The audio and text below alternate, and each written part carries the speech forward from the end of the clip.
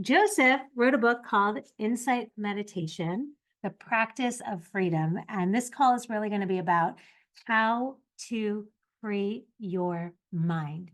So before we even start talking about this and inviting Joseph on, I'd love to just find out where everybody is right now. And if you could just put that in the chat, where are you joining us from? That would be amazing.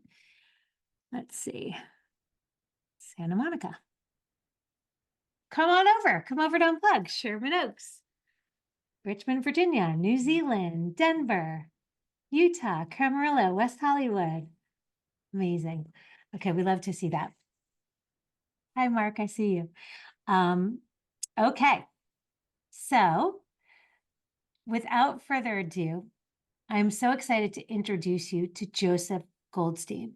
Joseph has been meditating since 1967, and he's one of the key people who brought meditation to the West. He opened up Insight Meditation with Sharon Salzberg in Barre, Massachusetts. He's still in Barre, Massachusetts, and he's written so many books. He continues to impress us. And one of the things about this book that we're going to be talking about today, Insight Meditation, the practice of freeing your mind, is that if it's actually possible, which we know that it is because Joseph told us that it is, then we want to know the techniques. So without further ado, I'm going to introduce you to Joseph Goldstein. Hello, everyone. Good to be with you. So excited that you're here. Thank you so much for sharing your story and meditations and your book with the Unplug community.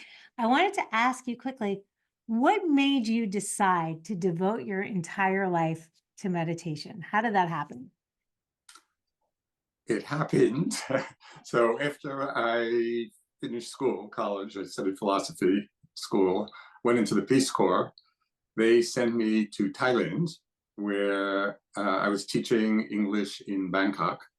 And I started going to discussion groups that some Buddhist monks were leading for Westerners.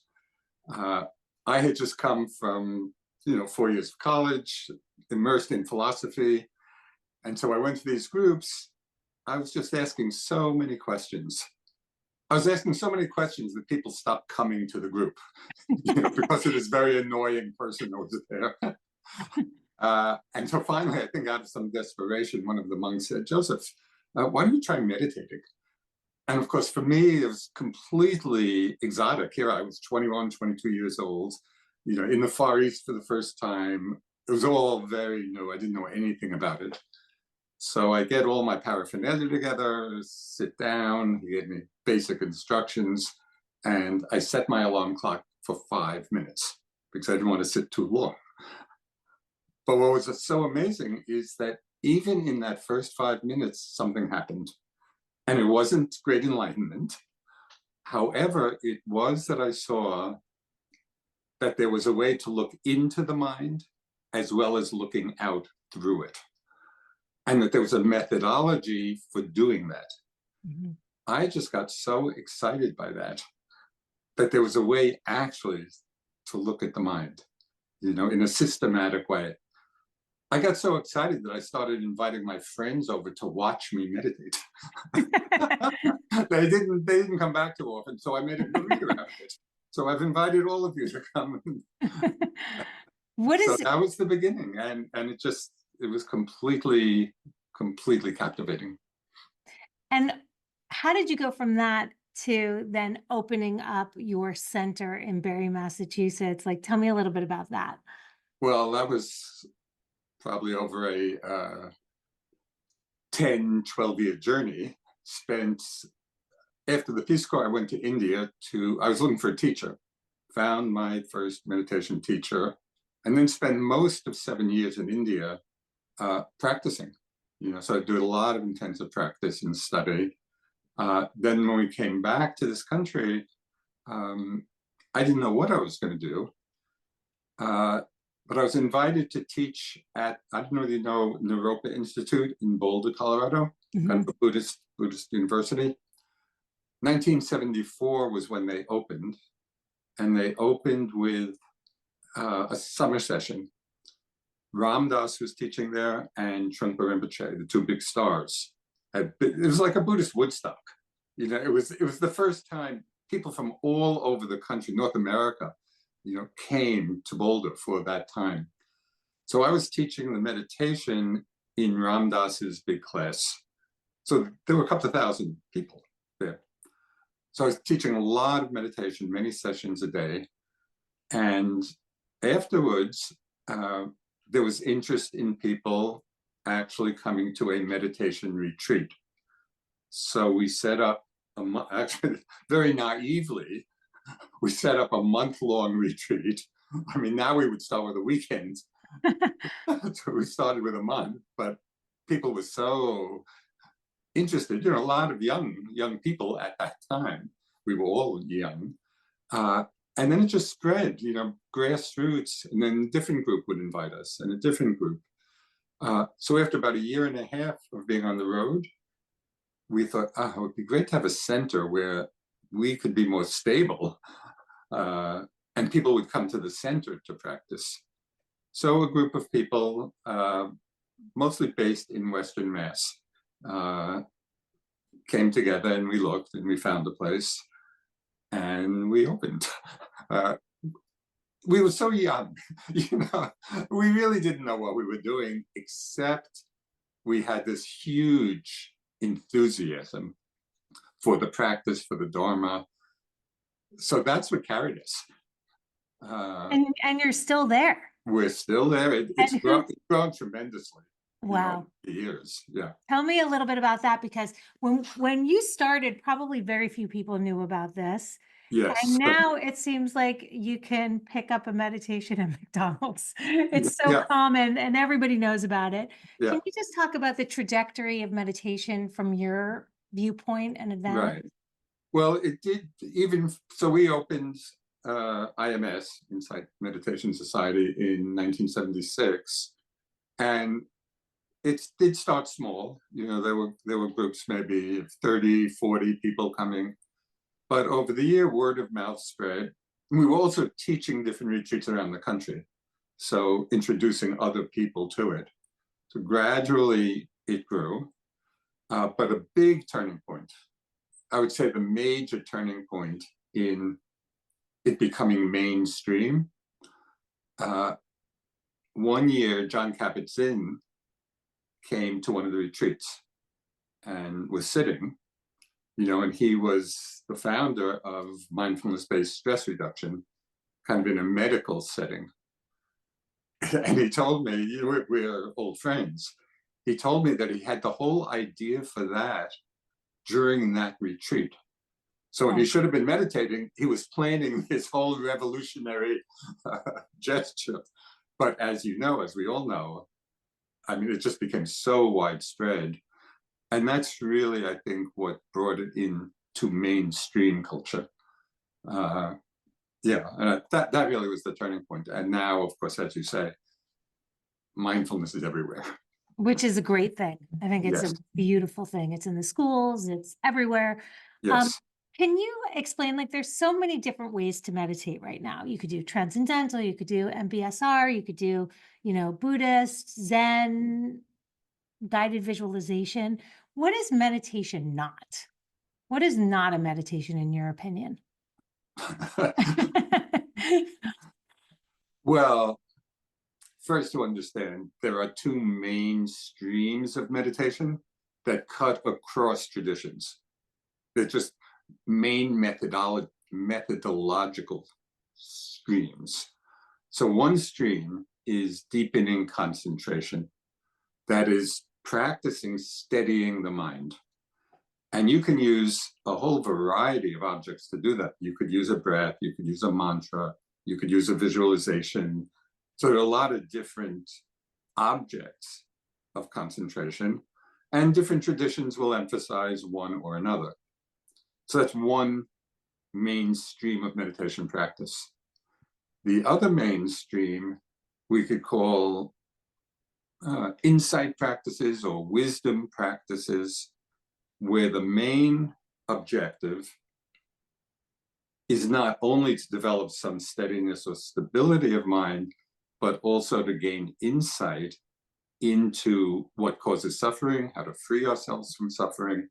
So it's really about the development of wisdom. And again, across traditions, different traditions will have different methods for doing that. But basically, all meditation comes down to one or those two streams.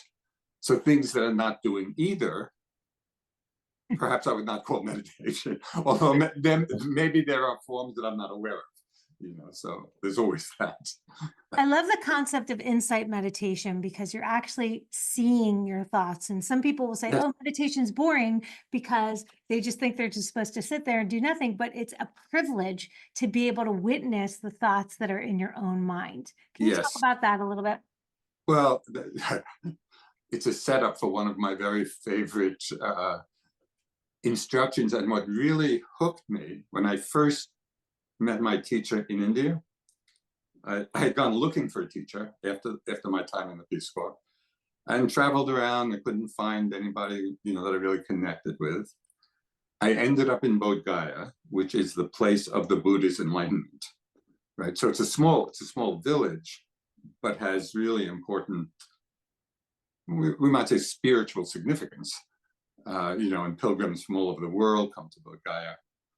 So there was a teacher there who had just come back from his own study in Burma.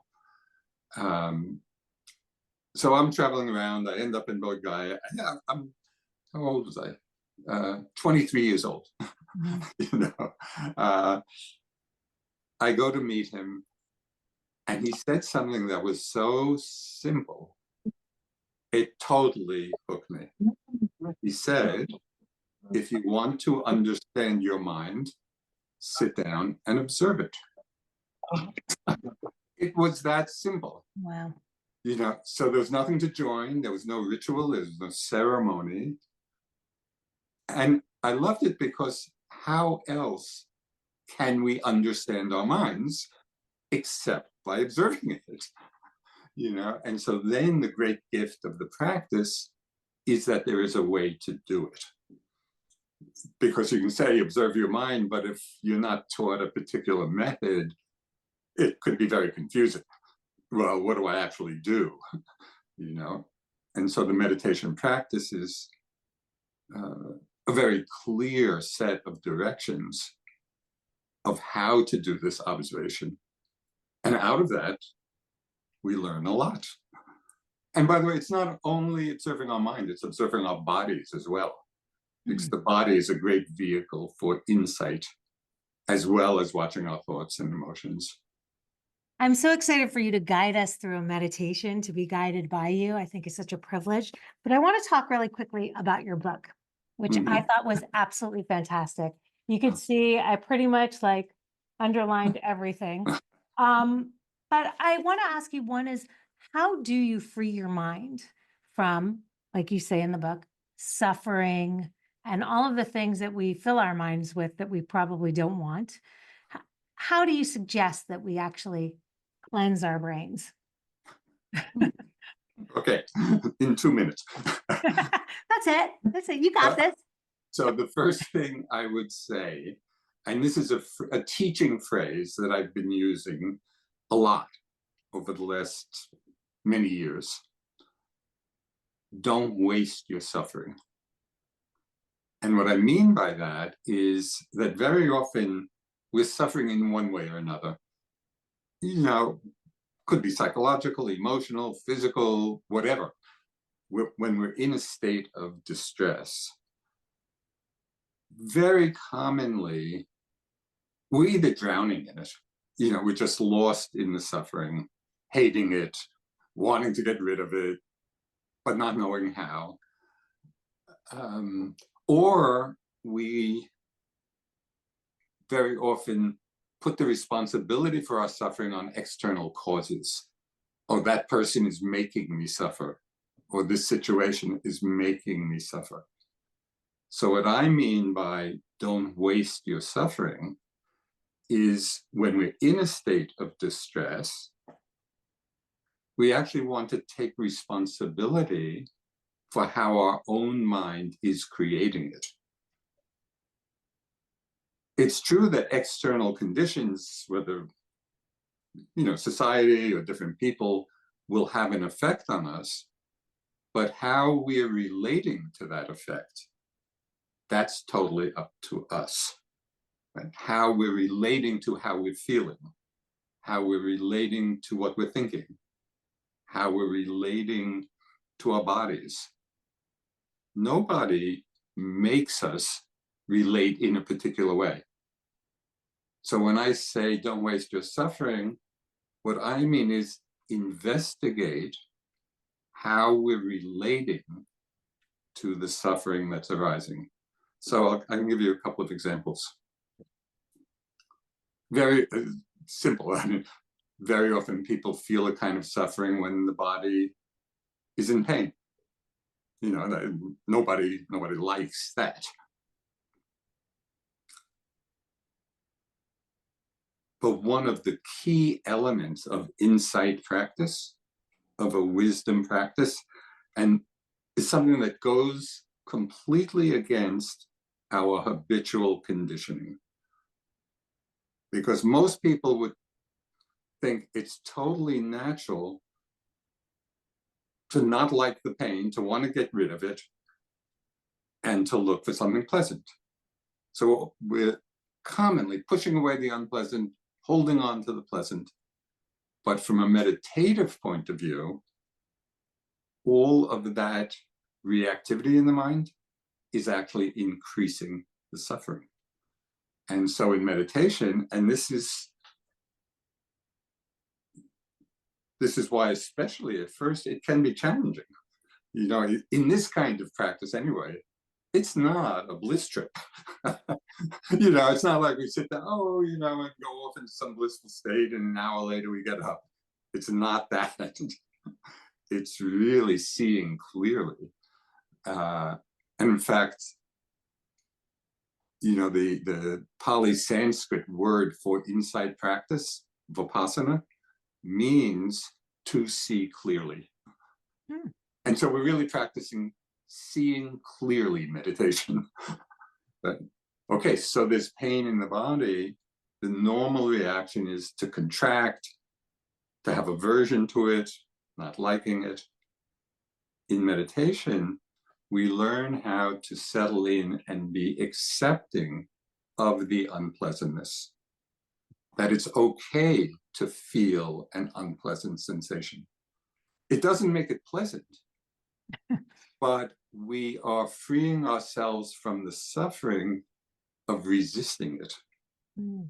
Because when we're resisting it, the pain is still there, but we're just adding more contraction and tension.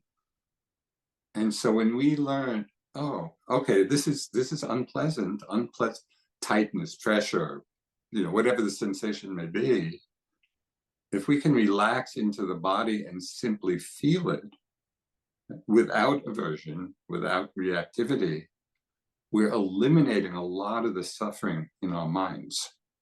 And then it's simply, oh, this is unpleasant, unpleasant, unpleasant. And like everything else, it's in a process of change. You know, and one of the interesting things to do with unpleasant sensations in the body, as we settle into the awareness of them, is to see that that pain is not something static. There's kind of an energy field there that may be a lot of tightness or a lot of pressure, or whatever. But if we can relax into it, we begin to see a lot of movement within that area of discomfort. So we're beginning to see the changing nature. It's not so solid, it's not so fixed. And so that begins to ease everything, you know, and at some point it's going to change into something else, maybe something pleasant. So then we have to watch out for the grasping. Oh, I like this, I want to hold on to this, you know. So the meditation, freeing the mind with respect to the body, is learning this new strategy. It's okay to feel unpleasant, it's okay to feel pleasant, but without aversion to the unpleasant, without grasping at the pleasant. So we're just resting in a very open, spacious, very free state of mind. So we can then apply that same principle to all the things that are arising in our minds. Like there are a lot of suffering is emotional suffering. People go through all kinds of difficult emotions. And if we're lost in them, or identified with them and caught up in the story about it, it's like we're prolonging, which that's what I mean by to say drowning in it, and so it just perpetuates the suffering. So the meditation, there are two aspects to freeing the mind with regard to emotions. One is, as with the body, coming to a place of acceptance. I'll just give one short example from my own practice. For a few years, this goes back many years, but for quite a while, the predominant difficult emotion that was arising in me when I was sitting, when I was meditating, was fear. A lot of fear would be coming up, not even about anything in particular. It was just the energy of it, and very unpleasant. It's an unpleasant emotion. But I recognized it, so I was mindful in noting fear. It just felt like it was locked in. Of course, it wasn't there all the time, but it was recurring frequently in my practice. It took me years. I mean, I just have to have a little sidebar here. Our center, Insight Meditation Society, once got a letter addressed to the Instant Meditation Society. So this is just to say to all the people listening, it's not an instant process. Training. Okay. So the fear was coming up. And then one day I was doing walking meditation. And after all of this time, something in my mind shifted. And the shift was expressed in a thought that came to me. If this fear is here for the rest of my life, it's okay. It's okay. And that was the first moment in all of that time that I was really accepting of it. Because when I thought I was being mindful, because I recognized it, and I was, oh, fear, but it was always through the filter of not liking it and wanting it to go away. So this points to a really critical difference between recognition and mindfulness. We can recognize something and not be mindful of it, because mindfulness means accepting, not pushing away, not holding on. So it was amazing in that one moment when things shifted, and it's okay. It's okay to feel the fear. And in that acceptance, it was amazing. After years of, being caught by it, the whole thing, it just opened up. The whole energy of fear washed through. And it doesn't mean it never comes again, but my relationship to it has completely changed. So instead of, oh, this is terrible, I have to get rid of it. No, it's just another emotion arising out of conditions, passing away. I don't have to get caught by it. So for me, that was a very dramatic understanding of a way of freeing the mind, and how important mindful acceptance of whatever, pleasant or unpleasant, that's the foundation of everything. Wow. I mean, this is something we hear so often is, once you accept it, even in like love, they say, once you start looking for it, then it comes to you. So you're like, once you let it go, then it releases from you. Once you accept it, then it releases from you. Yes. And for me, and maybe because I've been practicing a long time, and even though it took some years to realize that I wasn't accepting it, in the moment that I finally did, it did just wash through. But other people, it might not be so immediate. It might be a more gradual process.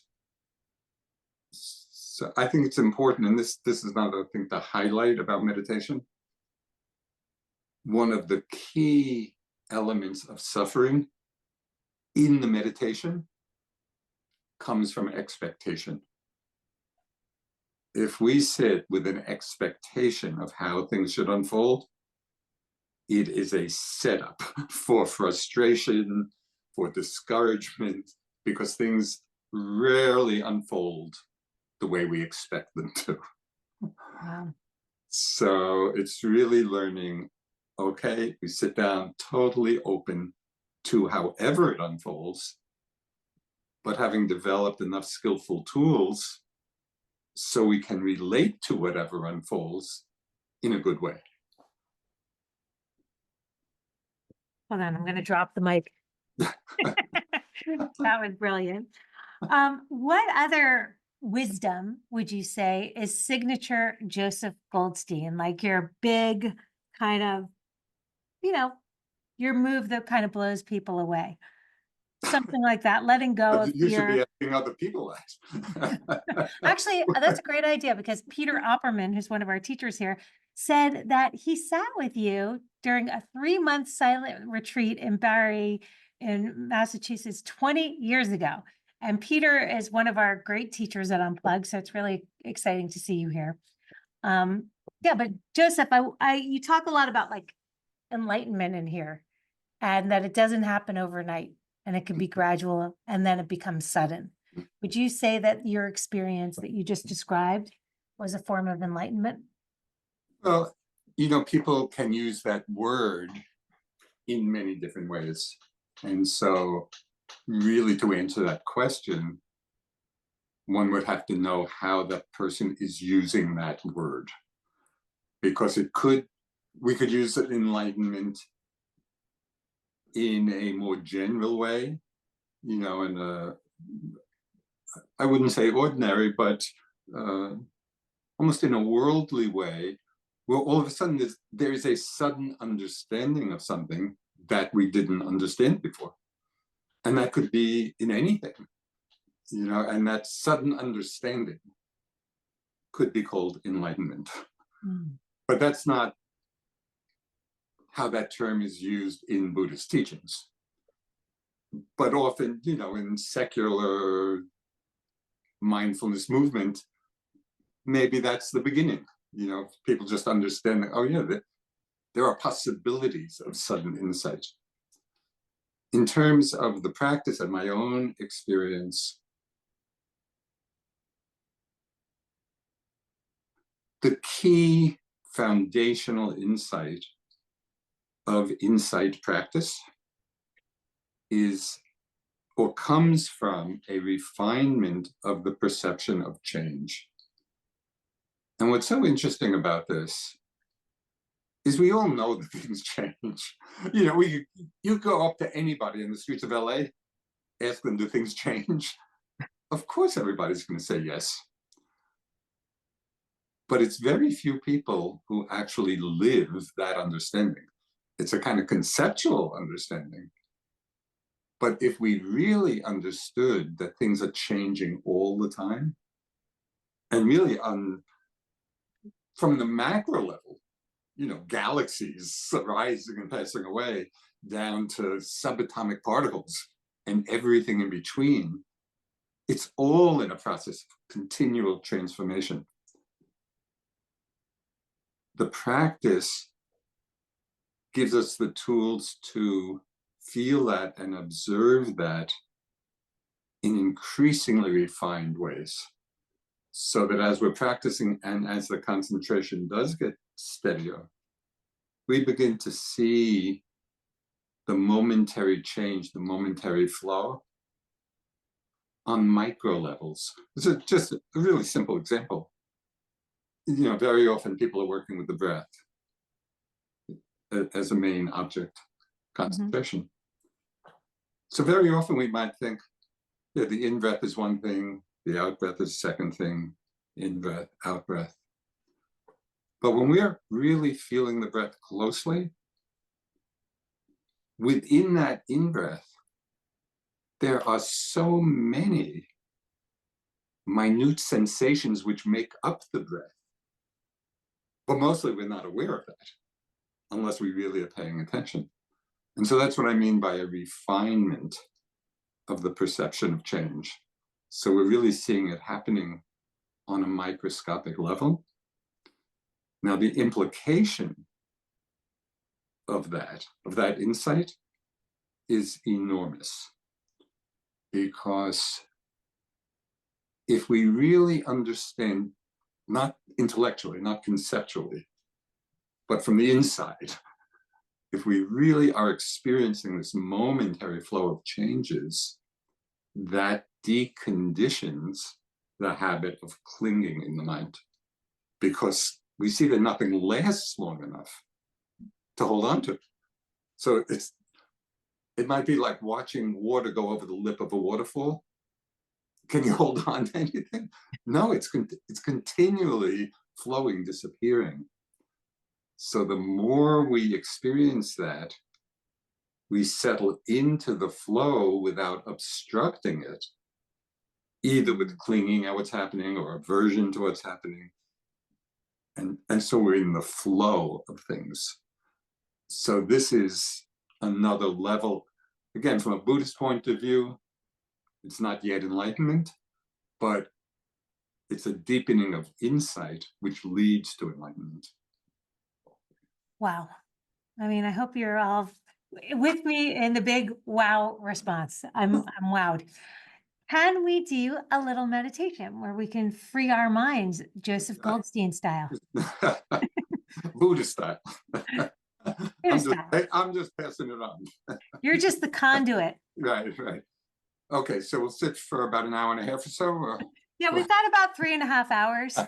No, I think I gave you 5 minutes because we have so many questions too. Yeah. Okay, just a few minutes. Okay, so take a comfortable posture where you relax, but also alert. In this particular tradition, we close our eyes, but if you're used to sitting with your eyes open, that's also fine. If you're doing it that way, they should be downcast rather than looking about. Okay, so sit quietly, settling into the body,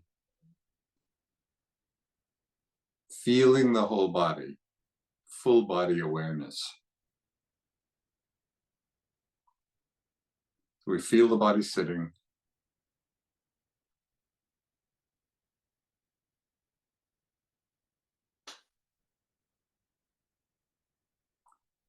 And as you feel the body sitting, you may become aware of the sensations of the body breathing.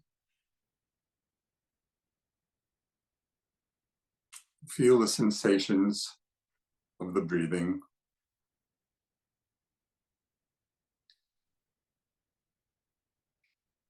And notice where in the body you feel them most clearly. Is it the air passing the nostrils?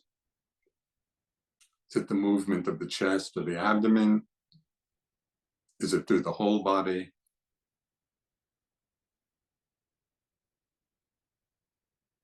Simply stay steady on the feeling of the sensations of the breath wherever you feel it.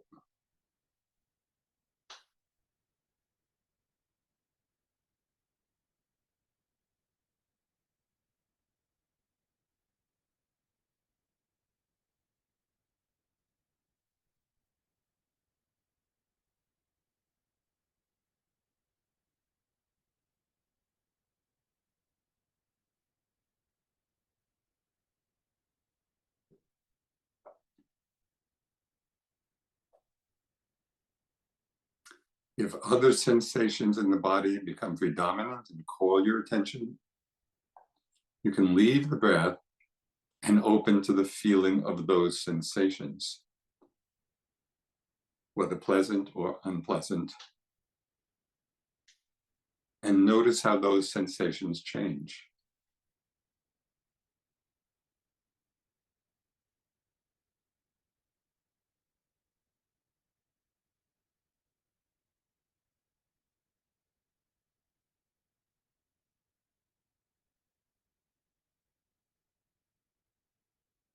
When they're no longer predominant, can return to the feeling of the breath.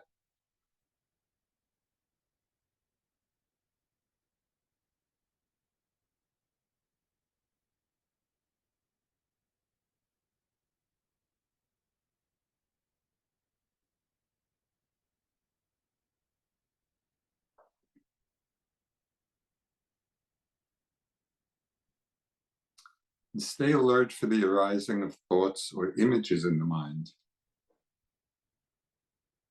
As soon as you become aware of a thought or an image, it's helpful to make a very soft mental label or note, thinking or seeing. And notice what happens to the thought or image as you note it, as you become mindful of it. Does it stay? Does it disappear?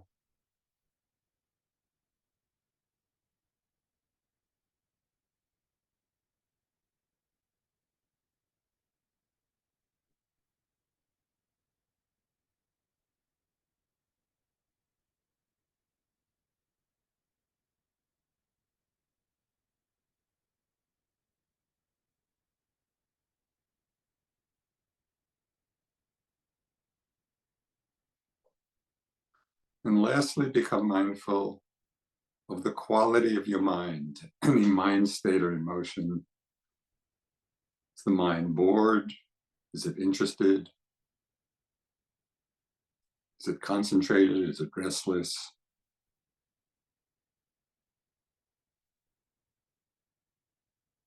So we're making the emotional tone of our minds also an object of meditation, acknowledging it, open to it, seeing how it changes, coming back to the breath.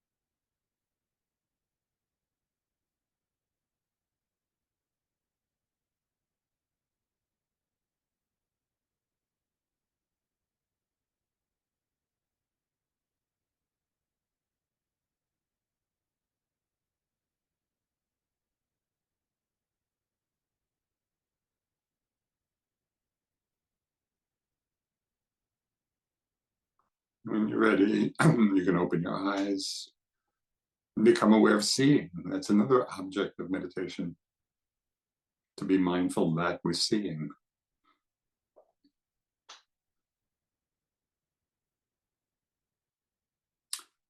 So, just received 10 days worth of instructions in 7 minutes. I hope it gave you some idea of the basic framework of the practice. You know, it's very condensed. That was brilliant. That was brilliant. And there are so many amazing practices in this book too. I highly recommend everybody gets it. It just reading it is a meditation in itself, filled with aha moments. I have a lot of questions from other people, but before I want to see if anybody who's actually present with us wants to ask anything verbally. Feel free to raise your hand and let me know. Otherwise, I'll go into all different things. Mark? Hello, Joseph Goldstein. This is such an honor to have you here. You are a great treasure of this tradition. And as a New York Jew, I can't help but feel a familiarity in the way you talk and your last name. And I just wonder if you got anything out of the Jewish tradition before you became such a great pillar of wisdom. And if that has in any way shaped you as a leader of meditation. I think that, so I grew up kind of culturally Jewish, not particularly very religious. And I think that one aspect of that culture, which I really took in and became part of me, and which has served me well in the meditation practice, is a certain sense of humor about my own mind, and so as I watch, as we all will experience, just all the crazy things the mind does, and instead of judging them or judging ourselves for having them, to be able to smile, and to see the humor of it. And I find that that kind of gentle humor about oneself is just a huge support for meditation practice. So we don't take ourselves or our experience quite so seriously. Love that. Thank you. Thank you. Peter, I saw you raise your hand too. Sure. Equally passionate. Joseph, it's such an honor and pleasure to see you here with us. I don't know if you remember that I sat with you about 20 years ago back in Barre, and it really profoundly has changed my life, this experience with all of you. And one saying I remember that, like, no moment of mindfulness ever goes to waste. It's a compounding experience. So for everyone on this call who are practicing meditation, even if it's just a small moment, it does compound. And I will say that these 3 months in silence at Barre still to this day was the best use of my time. And I'm now in my late 50s and I've done a lot of things, but this was truly a very, very transformational experience in my life. One thing I would ask, you're always, I love when you speak about the nature of the mind, the mirror-like, nature of the mind. Maybe you can speak to that, like your view of the mind. That's a big question. You've got 1 minute to answer that, Joseph. So basically, the way we use mind in a Buddhist context, one of the problems is that the word mind in English can refer to so many different things, thoughts of the mind or emotions of the mind. But most fundamentally, within the Buddhist understanding, mind is that capacity to know, the capacity to be aware. And then, of course, we're aware of many things, some of which are arising in the mind, like thoughts and feelings and emotions, and images. Some things that are arising are in the body, but it's the capacity to know. And what's really significant about that is that there's nothing excluded from that. We can become aware of anything. And so whatever experience we're having, it can be extremely unpleasant, extremely pleasant, and everything in between. We have that capacity to be aware of it.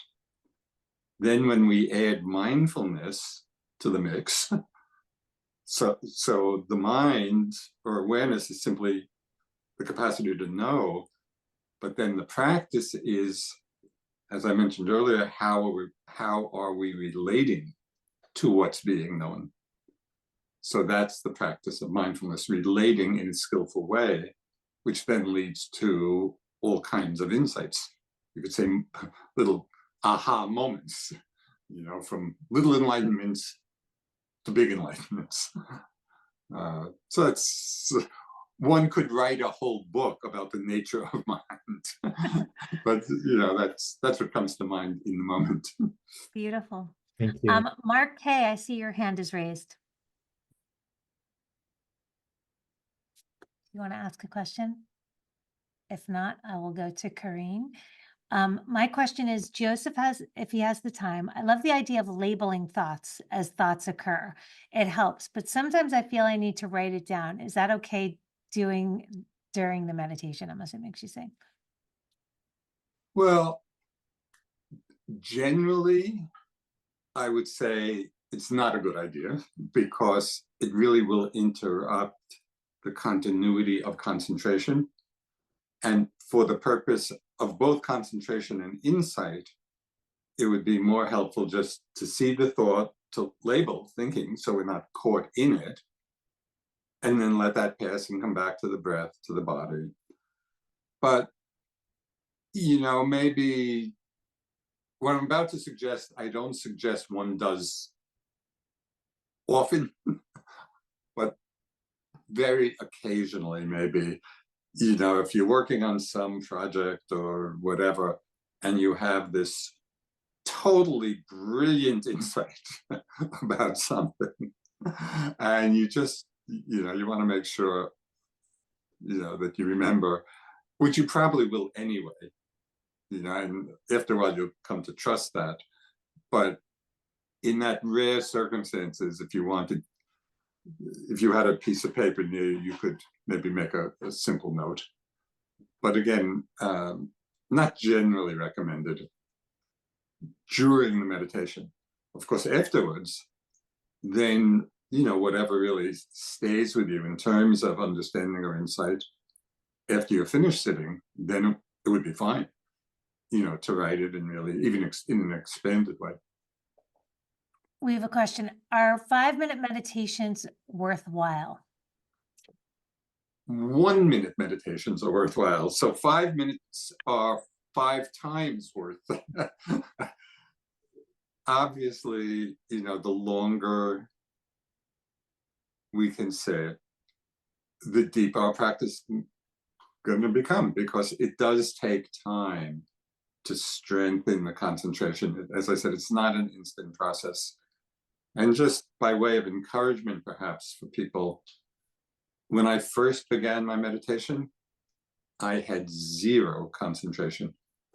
My first time in India with my teacher, I would sit and I would think for the whole hour and be lost in thought and enjoy it.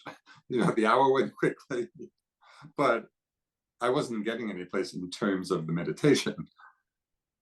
It took me quite a while, but I was very persevering, because I was inspired by it. So I just kept practicing, and gradually the mind quieted, the concentration got deeper. So the longer one can devote, both over a stretch of time, but in each particular sitting, there's a big difference between sitting 5 minutes and 20 minutes, or 20 minutes and 40 minutes. So I would encourage you to start with whatever feels comfortable. Start with whatever will really inspire you to do it. And then when you get into that rhythm, to just gradually expand, add 3 or 4 minutes each time, or every few days. So slowly you get into the habit, of a longer sit, which will bear great fruit. Amazing. Mark K, are you now Yeah, able to I speak? Okay. finally figured out where the mic was. I was looking. Okay, great. It's at the very That's a beginning. win. So I had a really weird senior year in high school, which was 1974. I took a Silva Mind class. It was a 2-week mini class at my high school. On the heels of that, I decided to take, actually, on the direct heels of that, I got invited by a friend to go up to Western Washington University to spend 5 hours with Ram Dass. And then on top of that, that summer, I started a transcendental meditation course with a then little known individual named Michael Bernard Beckwith, who was teaching TM in the mid 70s. So my question was, I have such a heart-filled feeling for Ram Dass and walking each other home. And I read your biography, and I was kind of curious because in the brief biography, not necessarily your 200-page autobiography, but the influence of Ram Dass on your current worldview of meditation and how he might have shaped it. My relationship to Ram Dass was actually quite different, because I first met him in India. I had already, in Bodh Gaya, I had already been there for a few years, deeply immersed in this practice in Bodh Gaya. And so I went there in 1967. Ram Dass came to sit with another teacher who I also began to sit with. His name was Goenkaji. So we met and became friends in sharing this meditative journey So it wasn't so much that he was in the role of mentor or teacher for me, because I was already very immersed in my own practice with my own teachers. So we just became very good friends for the rest of his life. You know, we maintained that connection. And of course, he had a wide range of spiritual practices, whereas I was kind of very single-minded on this one. So now our paths diverged a little bit. But years later, after that time of meeting in India, we also were in Burma together, practicing with my Burmese teacher, Sayadaw U Pandita. So it was more like a parallel journey, you know, of friendship. And that was really the nature of our relationship. I love that. Elaine, I see your hands up. We're going to make the questions really quick because I do have one more burning question too. So, okay. Okay, well, thank you. This is burning in that I've been meditating since 1974, and something clicked today about the feeling component, that it's not about bypassing the fear and checking into bliss. It's about being with that fear and letting it transmute. And what you said about that, even if it doesn't transmute, that's part of it, is just being with it. And I want to thank you for that. Really enlightening. And then I guess the quick question is that I've got spilkas, you know, I've been meditating my whole life, my adult life, but still I want to like jump up. So is that also a feeling that I just observe while I'm? Well, yes, and sometimes, you know, that feeling of restlessness, of just wanting to jump up, or feeling of wanting to jump out of one's skin, you know, which that's not an uncommon feeling that can arise at times when we're meditating. And so you really want to, as best you can, make a big frame around that whole experience in the mind and body. So it's like putting a frame around a big picture. So you're not trying to be microscopic in your awareness of that experience, but a wide angle lens on what's happening. And so you just take in the whole experience, and the note there could also be very helpful. Oh, restless, restless, restless. And with an interest in actually exploring, oh, restlessness feels like this, right? So you're taking interest in it rather than feeling you have to get rid of it. Sometimes it just will be so strong. And I've had this experience actually in Burma, where one time I was sitting, I could just not sit still. And it was so strange because it seemed to come out of nowhere. And I tried doing everything I just suggested, but in that case, it didn't work. And so then I just got up and did walking. I did walking meditation, and that helped to balance the energy. And then I could go back and sit, and it was much easier. So this is a plug, and I can't remember whether there are walking instructions in the book, but to learn walking meditation and to really cultivate it is really helpful. I'm a big fan of walking meditation. Thank you. Thank you so much. Thank you for sharing that. Joseph, before we end, I wanted to ask you, what does your personal meditation practice look like? It changes a lot over the years. You know, I do a long retreat, a self-retreat every year. And I've been doing that for a long time, usually like at least a month, these days 2 months or 3 months. So this is just part of my yearly cycle. And what I've noticed is that at different times I'll be interested in cultivating one or another aspect of the practice. So for example, some years I just want to cultivate the loving kindness and compassion. So that's what I will devote myself to for that period of time. Other times I feel, oh, I really want to deepen my concentration further. So I'll do a concentration just on the breath. Other times I'll have the inspiration, I want to just settle back into an open awareness, really seeing the empty, insubstantial, impermanent nature of everything, where I'm just settled back, very open, choiceless awareness. So it really depends. All of these practices are good. They're all mutually supportive. And so really people should find a practice that inspires them to do it, and to get some confidence in it.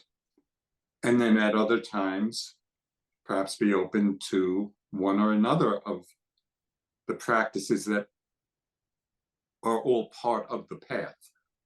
So it's not that we're taking a byway. All of these are qualities that contribute to deeper enlightenment. We have about 10 questions on anxiety, so I hope we can have another conversation where we can answer all the questions that we actually collected. But the big question is a lot of levels of recommendation for dealing with intense sensations during anxiety bouts, something like that. There could be a lot to say about it, but everything I said about working with fear would be the same with anxiety as a starting place, because the anxiety is so unpleasant. It's a very unpleasant feeling, and the tendency is just have a lot of aversion to it and want to get rid of it. But that just feeds it. It actually makes it stronger. So the practice, and this will take time, it's not necessarily an instant, but if we can learn how to relax back into the open to the anxiety, it's just a feeling that arises at times out of conditions. It's not permanent. It's not who we are. It's like a cloud passing through the sky. Can we, and this is challenging, but can we relax into the feeling of it? It's okay to feel it. And just that quality of loving acceptance of it begins to loosen its grip. Because as long as we're fighting against it, that's actually feeding it. So just that's as a foundational way. Again, there's also an energetic component to it, and the walking practice might be really helpful too, because we get very embodied. It's very easy in a way because we're just feeling the movement of the body, walking, feeling the movement, the touch. So it's very simple, very effortless, really. But we're getting embodied in a more relaxed way. So that also helps with the anxiety.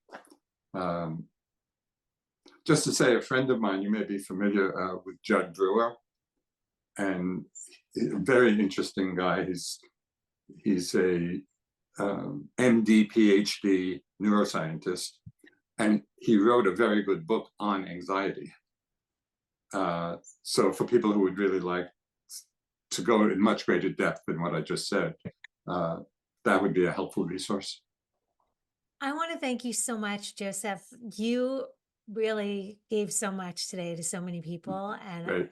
based on the comments that I'm reading, you really made an impact. So thank you for giving us your time. For those of you who are watching this, please go out and get Insight Meditation, The Practice of Freedom, with Joseph Goldstein, and maybe pick up his other, how many books have you written? I don't know, 5, 6. Yeah, Something, pick up the other 6 while Yeah. you're at it. But so interesting, so wonderful, so lovely. And I want to thank the Unplug community for showing up today. We're going to stay, or I'm going to stay for another 5 minutes if you want to show your faces and hang out with us. But we're going to end this recording. And for those of you who are just watching, you can watch the replay on Unplug, the app.